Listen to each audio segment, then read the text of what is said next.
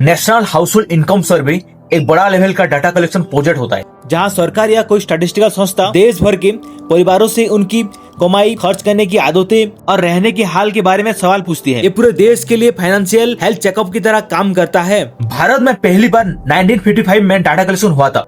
हर 5 साल में data collection किया जाता है। National house hold income survey importance includes evaluation of the economic situation. It gives a clear picture of the financial situation of household in various socio-economic groupings and geographical areas. Second importance includes making policy based on evidence. Means survey data is used government to create welfare, social and economic policies that work. Measuring inequality and poverty. It means it helps identify poverty levels and income disparities among different society. Fourth importance includes support for development planning. It means National Household Income Survey essential for planning areas like education, health care and employment. इसका उद्देश्य है कि गरीबी और बेरोजगारी स्तर को पहचानना, सरकारी योजना और नीति बनाने के लिए सहायता देना, परिवारों के जीवन स्तर का मूल्यांकन करना and to investigate inequality and income disparities. Relevance of NHIS includes first focusing on welfare programs, second inclusive growth. It means ensures that development policies address all sections of society, especially marginalized communities. Third,